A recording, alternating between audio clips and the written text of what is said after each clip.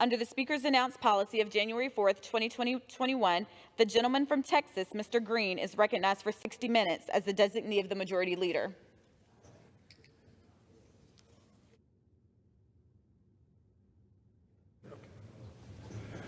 Thank you, Madam Speaker.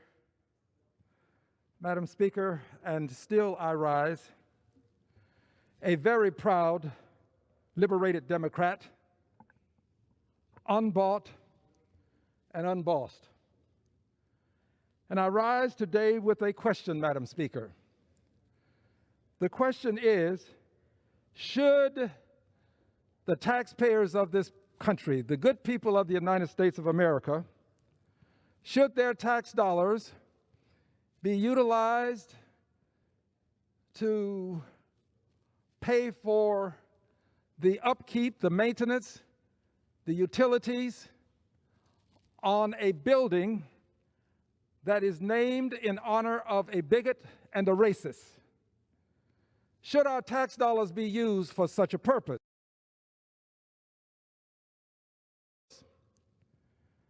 Madam Speaker, let me share something with you. This is the Senate Russell Office Building, the Russell Senate Office Building. This is how it looks. It has a certain degree of majesty associated with it. This is where senators do their work. The press is found in this building in an area just off of a rotunda. This is the Russell Senate Office Building. This is what it looks like to the naked eye. This is what people see when they drive by. Unfortunately, there is much to be seen that the eye cannot reveal to the brain. This building, named after this man, Senator Richard Russell, this building is a symbol of national shame. A symbol of national shame.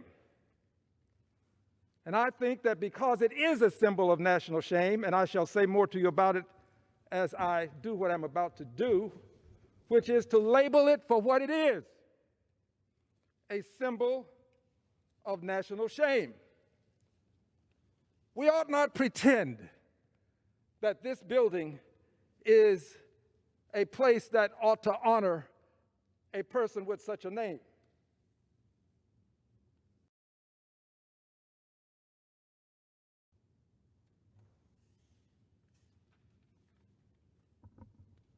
A symbol of national shame. Paid for with tax dollars. These lights, the utilities, paid for with tax dollars. Who was Senator Richard Russell? This is the senator, Madam Speaker, who in 1935 participated in the very first filibuster of a civil rights bill. Senator Richard Russell. When he and his colleagues stopped an anti-lynching bill with 6 days of nonstop talking. Senator Richard Russell, the Russell Senate Office Building.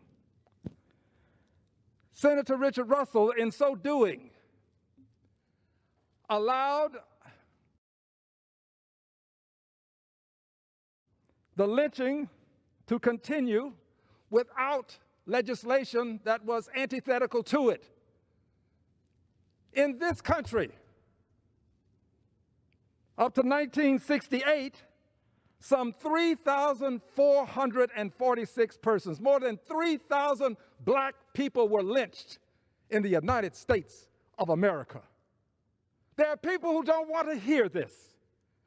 There are people who would say, wait, At some point, we'll get around to doing the right thing. We'll bend the arc of the moral universe toward justice, and we'll change the name on this building. There are some people who would say, wait, Al, don't bring this up now. I refuse to allow those who are not suffering to determine the timeline for the suffering to end for those who do suffer. I am one of those who happens to be suffering. It is painful for me to see this symbol of national shame in the United States of America, the country I love.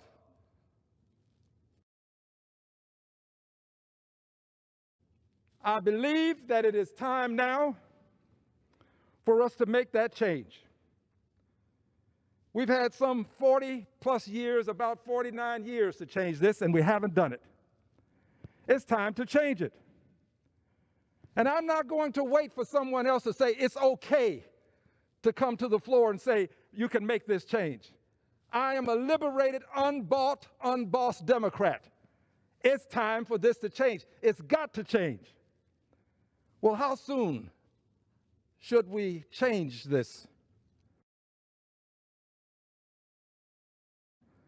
Well, immediately, if not sooner. And if it doesn't change today, doesn't change tomorrow, I will still stand my ground. It has to change, and I will await that change. It must change. A little bit more about Senator Russell. It was in 1972, shortly after his demise, that the Senate voted overwhelmingly, 99 to 1, that the old Senate office building be named the Russell Senate Office Building, 99 to 1. They knew when they did it he was a bigot and a racist. And I assure you, when I say it ought to happen immediately, I assure you there are some names that I could give tonight, this evening, of people who have similar histories, who are still alive. And if we named a building after one of these people, this Congress would assemble and would change that name immediately. I know what we can do when we want to do something. So there's no question about whether there's a way to get this done. The question is, do we have the will to do it? Do we have the will to take a racist and a bigot's name off of a building that is housing the Senate, members of it? I decline to go into the building.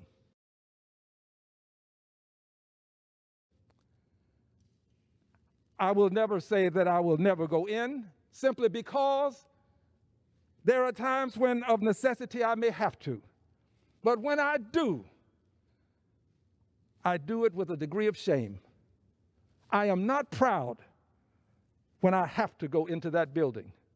The last time I was there, it was to show some other persons the rotunda where his statue happens to be. He occupies a space all to himself. It's not like going through other areas where you see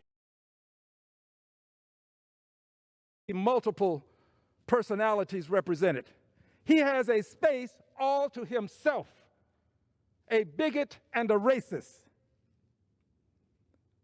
And we, who have the power to make the change, tolerate it.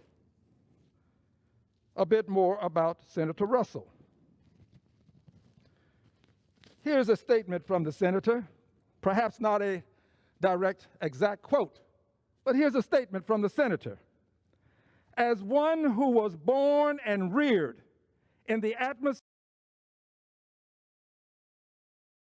of the Old South, with 6 generations of my forebears now resting beneath Southern soil, I am willing to go as far and make a sacrifice to preserve and ensure white supremacy. Some things bear repeating. He said to preserve and ensure white supremacy in the social, economic, and political life of our state as any man who lives within her borders. He's taking a pledge to maintain white supremacy. Senator Richard Russell, Senate office building in his honor and in his name. Let's just continue with a bit more about Senator Richard Russell. Senator Richard Russell blocked the passage of a 1942 bill to eliminate poll taxes. Senator Richard Russell co-authored the Southern Manifesto in 1956 with Senator Strom Thurmond in opposition to the integration of public schools. Fought integration. It was segregation. He was a segregationist. It was segregation that caused me to get on a bus that was in disrepair, that would break down, to ride within blocks of other schools predominated with persons who are Anglo or were Anglo at the time. Ride past those schools for some 20 to 30 minutes to get to another school in another city. That's what segregation did. It was segregation that caused me to get books that were hand-me-downs when the other schools where Anglos had the books, when they were finished with the books, when they got new books, then I could get a better book that was not the latest edition of the book I needed. It was segregation that caused me to have to go to colored water fountains. It was segregation that put me in the back of the bus. It was segregation that forced me to the balcony of the movie. It was segregation that locked us up in the bottom of the jails. I know segregation. I know what it looks like. I've seen its ugly face. The Klan burned a cross in my yard. I know what it smells like. I've had to drink from those filthy water fountains. I know what it sounds like. I've had people to call me ugly names. So I just hope my friends will not get too discombobulated when they hear that Al Green came to the floor and said what he's saying now. Don't expect me to tolerate this. You can get some others to do it, but you won't get me to do it. I will not tolerate this. I demand that this change take place. I'm not asking. Why would I engage in the protocols of polite society when this level of bigotry exists in my face? Let's talk a little bit more about Senator Richard Russell.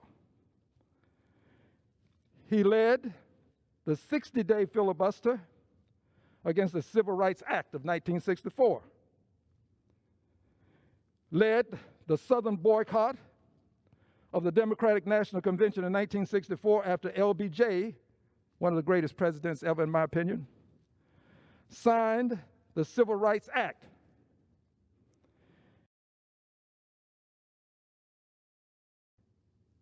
He called the Civil Rights Act short-sighted and dangerous. Those Civil Rights Acts, the Act of 1965, when President Johnson signed it, he signed it in ink, but it was written with the blood of those who crossed the Edmund Pettus Bridge, the Honorable John Lewis having been one of them. I remember talking to him. He said he thought he was going to die.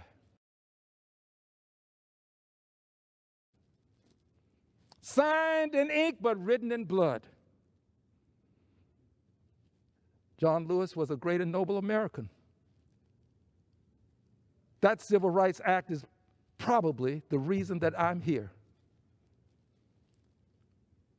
I probably wouldn't be in Congress if not but for what happened on the Edmund Pettus Bridge.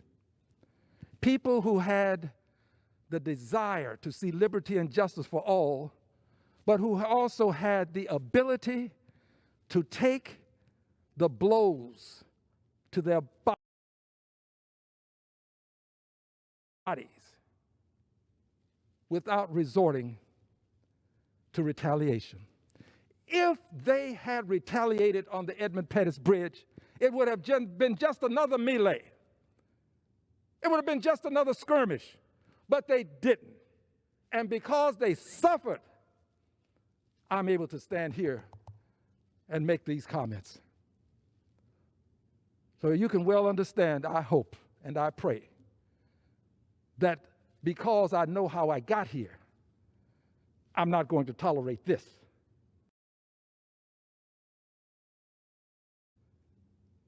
I know how I got here. I didn't get here because I'm so smart. I got here because somebody found out what a 90-pound German Shepherd bites like. I'm here because somebody understands what it's like to go to jail for a cause. I'm here because somebody understands what it's like to lose a loved one, Merle Evers, for a cause. So let's not play games. I'm not here to satisfy and satiate those who would say, wait, give us a chance to do this on our own terms. You've had 49 years. 49 years too many, in my opinion. So I'm not going to wait. And I'll be back again to talk more about this after I finish what I'm about to say now. Senator Richard Russell, twice, 1949 and 1964, introduced legislation. It's a painful thing to read.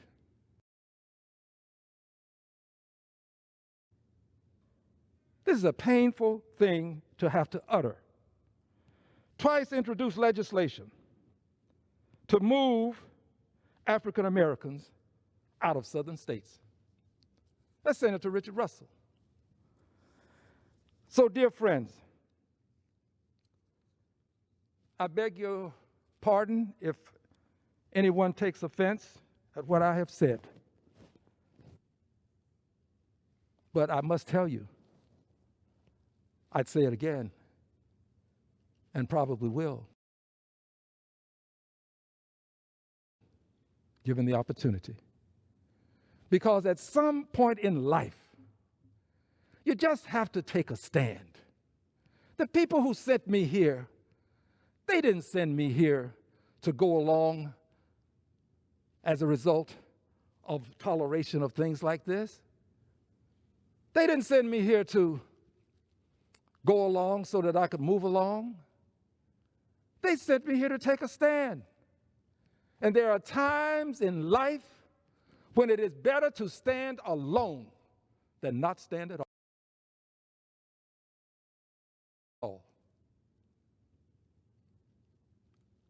I'm a liberated Democrat. I stand alone, but I stand on truth. I stand on the words of Carlyle. No lie can live forever. This is the ultimate manifestation of insidious prevarication. Should be honored with the name of Russell. Now, there are those who are going to say, well, Al Green, what would you name the building? A tactic quite often used, because then when I say, well, let's name it, you complete the sentence. They will say, well, I think it ought to be named, you complete the sentence. But that's not what I'm saying, dear brothers and sisters. And I say brothers and sisters because in my heart, I believe there's just one race, as Dr. King put it, the human race. And I believe that all persons are created equal from a base black to a treble black, from a base black to a treble white, on God's keyboard, as he put it. So my dear brothers and sisters, that's not what I'm saying. I'm saying take this name off, Russell. I'm saying let it revert back to the name it had before Russell was placed on it. That name was the old Senate office building. I'm saying let it revert back to the old Senate office building, and you decide the name. The name I will leave to you until and unless there is a need to prevent this from happening again, something similar. But there are many people worthy of having this building bear their names. This man is not worthy. This man does not deserve this honor. So let it revert back to the old Senate office building, and then do what we do, get a committee, get a commission, find a way to name it appropriately, and then I believe that those that I speak for, who do not live in the sweets of life, who live in the streets of life, those that I speak for, who are among the least, the last, and the lost, those that I speak for, who are not among the well-off, the well-heeled, and the well-to-do, those that I speak for, many of whom have gone to glory. But I believe that they will find reason to know that change, long though it may be in coming, that change can take place, and that this country will be a better place for it. The country I love, by the way. I'm not the guy that you're going to tag with this mantra, this label, this caption, this style. He doesn't love his country. I love my country. I'm not the guy that you're going to tag with, he's a flag burner. I wear the flag. You can't tag me with being the guy who refuses to stand for the national anthem. I stand and I sing the national anthem. You can't tag me with being the guy who refuses to say the Pledge of Allegiance. I say the Pledge of Allegiance. So now, tag me, label me as the guy who loves his country and who refuses to accept this level of bigotry, who refuses to accept allowing the tax dollars from people who are eking out a place in the world for their tax dollars to be used for this. I'm that guy. I'm the guy who's going to stand up for this, against this, if you will. And finally, this.